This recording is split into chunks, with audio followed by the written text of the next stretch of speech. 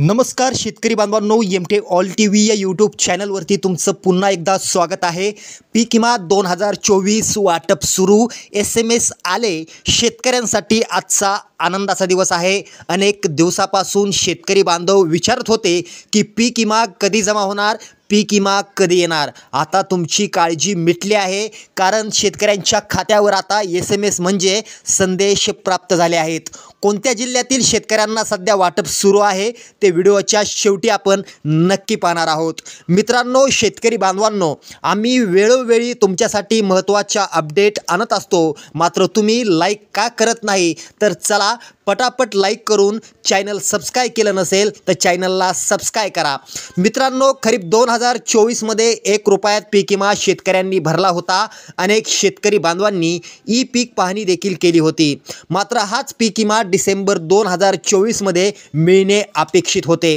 मात्र राज्यात विधानसभाच्या निवडणुका लागल्याने पीक विमा लांबणीवर पडला होता।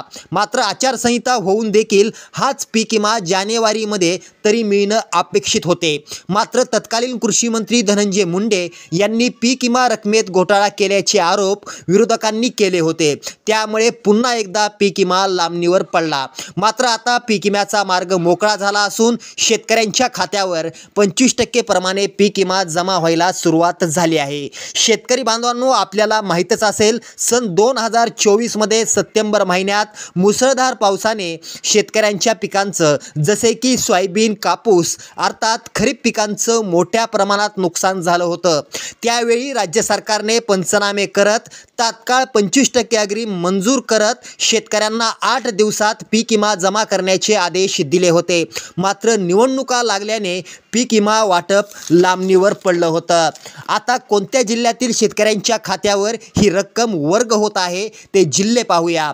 बघा, यात पहिलाच जिल्हा आहे परभणी, लातूर, धाराशिव, नांदेड, पुणे, वर्धा, यवतमाळ, नागपूर, जालना, अमरावती, कोल्हापूर आणि सोलापूर या जिल्ह्यातील शेतकऱ्यांच्या खात्यावर सध्या तरी 25% प्रमाणे रक्कम वर्ग होत असून अनेक शेतकरी मित्रांना त्याचे SMS देखील प्राप्त झाले आहेत। मात्र ज्या शेतकरी बांधवांना अजून देखील SMS किंवा पीक विमा जमा झाला नाही त्या शेतकरी बांधवांना 20 मार्च नंतर रक्कम म्हणजेच पीक विमा जमा होणार आहे।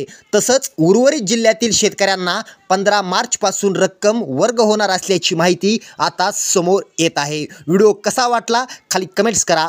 धन्यवाद।